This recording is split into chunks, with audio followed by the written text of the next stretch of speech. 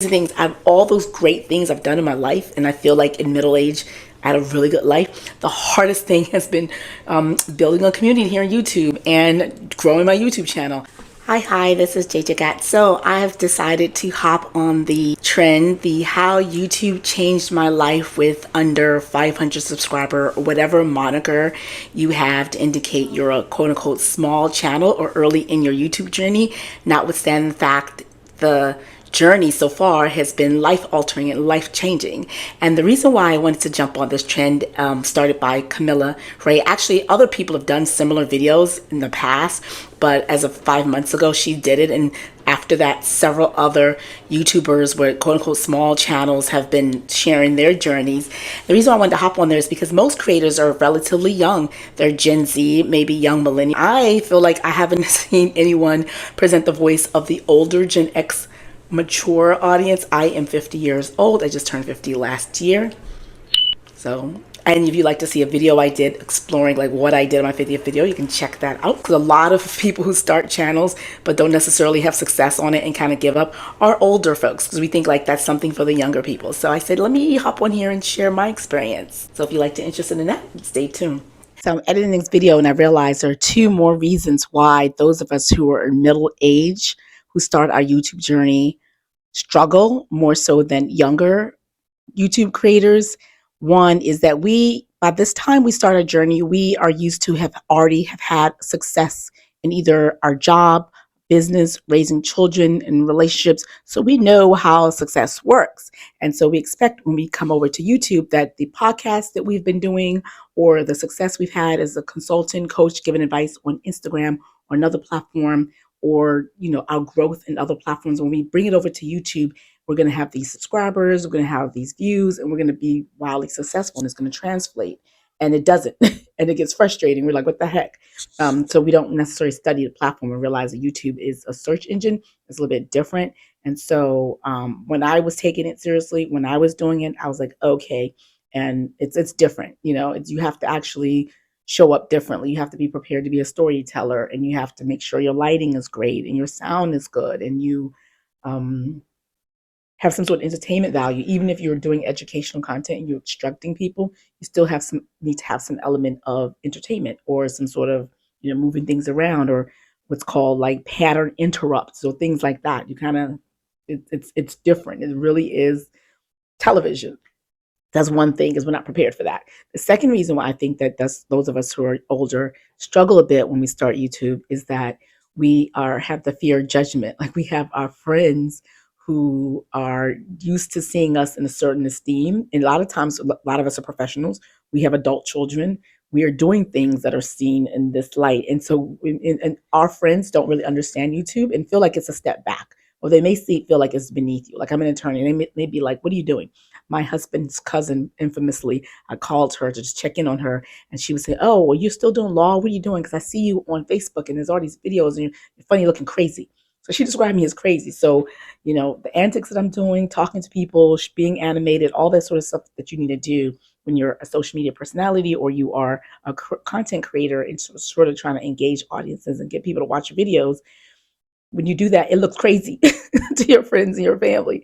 And so, two things we don't know how to shed, or we decide to quit before we shed it, is the expectations, fear, judgment of others.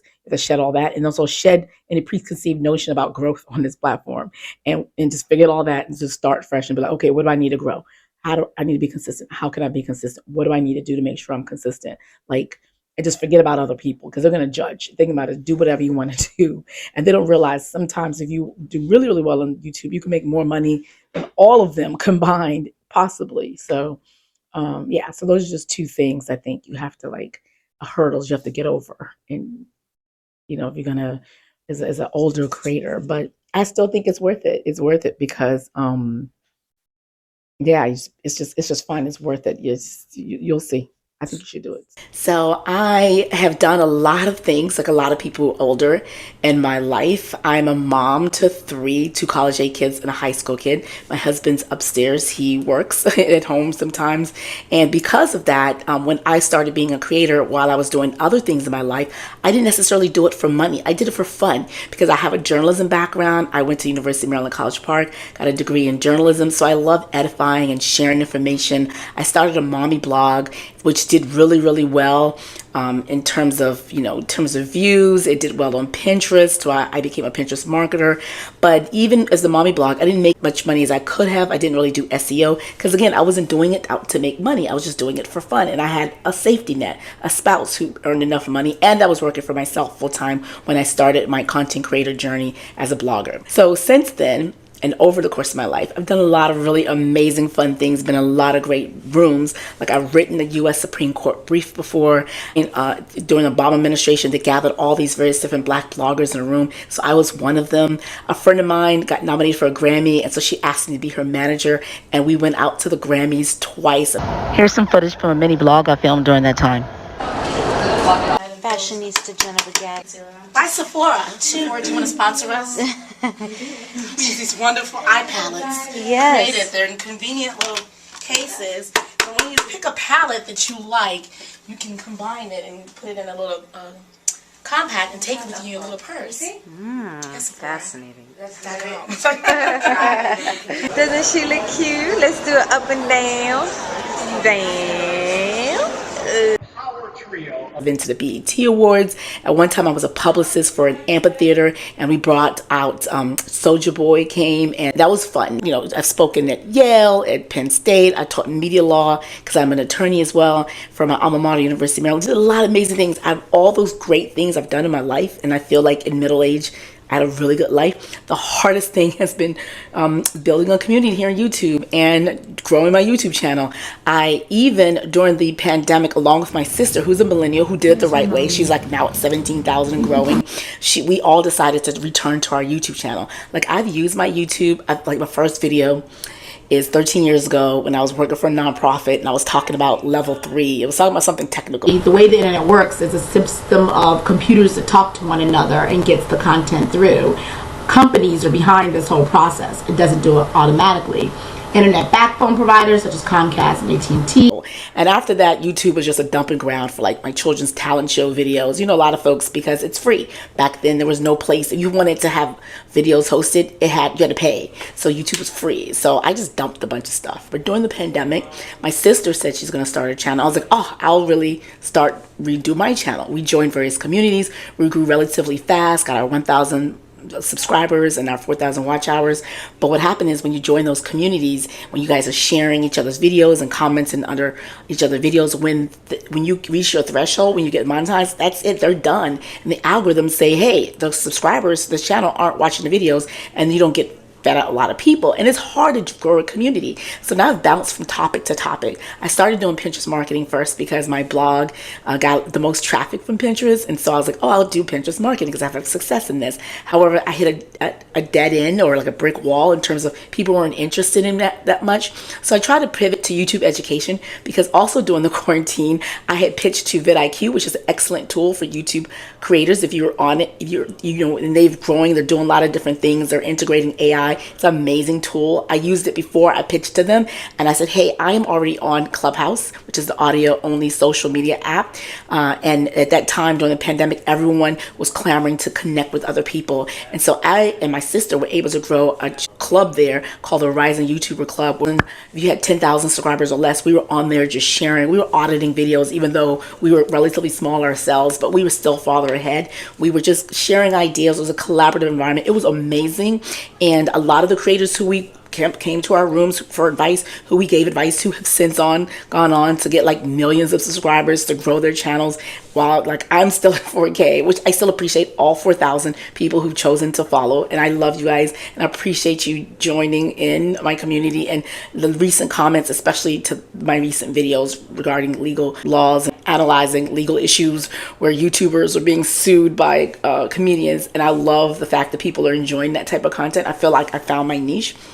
But anyway, really quick, go back to that. So when we're doing those rooms and growing those rooms, we were able to like not only build our community, we had the larger creators like Sean Cannell, we had Emily, oh, I'm forgetting Emily last name, who's a lawyer as well on here. I don't know if I remember forgetting her name, but people who are big in the space were coming to our rooms, and we had a collaborative environment, and we had the credibility and authority because we had built this community, and it was amazing. It was all because of YouTube, and I'm so grateful for it. And so, like I said, of all those things I've done before in my past, it's been so difficult to do a channel. So when I decided to do YouTube education and pivot from Pinterest marketing to add on YouTube education, it was still hard because I didn't have a lot of subscribers. And so even though I know I have success and know what I'm talking about and intuitively gave people advice and they were growing, it's still hard for people to subscribe to a channel talking about YouTube growth when you don't have YouTube growth. So I said, let's do YouTube education. And that was like a hit and a miss.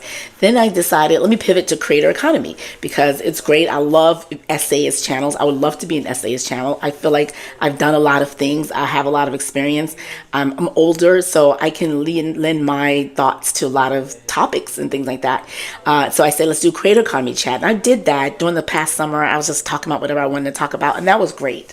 And then I've landed here on legal because I don't remember how I landed on this topic, but it seems like it's going well because there's not a lot of channels on YouTube giving YouTubers information they need to know about things like the Federal Trade Commission rules, like their brand deals and management deals and the terms, and it's kind of complicated. Legislation in Union or United States or broad impact content creators or the various different social media platforms, or just how to avoid defamation, how to create a reaction channel, avoid copyright strikes or other people's content legally. Not a lot of channels dedicated to that, and so I've been doing that, and it's great, and so I'm loving it. And one thing that I feel like I wanted to say that YouTube taught me, and not just because it's hard and it's one of the hardest things I've ever done, is that it's taught me how to be a better storyteller, how to hook people in, how to keep people engaged, how to connect with other folks, because I'm learning finally, even though I used to give advice to people, I didn't really follow advice, but now within this month 2024, I feel like this is the year of me.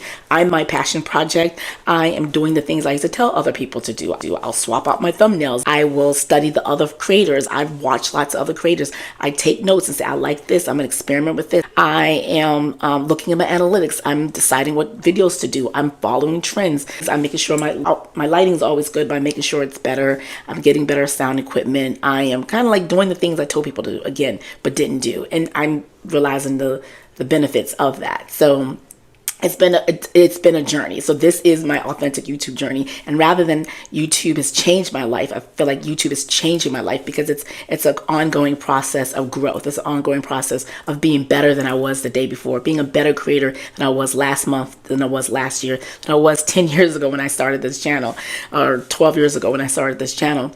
So anyway, so I'm happy for the journey. Thank you so much for those of you who decided to subscribe. If you're new to this channel and you're interested in the topics that I mentioned, I want to invite you to subscribe. Share this with fellow content creators who are looking for advice. I'm not your attorney. We always have to say that disclosure as an attorney, but I'm giving advice that can help you, and I think that that's really important. So yeah, so that is how YouTube changed my life. And if you are interested in some of the other videos I have on here regarding the content creator journey and stuff like that, I'm going to put a playlist probably right here, and you can go check those out. And if you want to have a discussion or talk below about your journey as an older creator and your challenges, join in as well, because, you know, us old heads, us Gen X, the forgotten generation, you know, I remember you because I am you and I'm living your life. So, all right, I'll see you on my next video. But actually, don't go anywhere. Watch a video in this playlist next.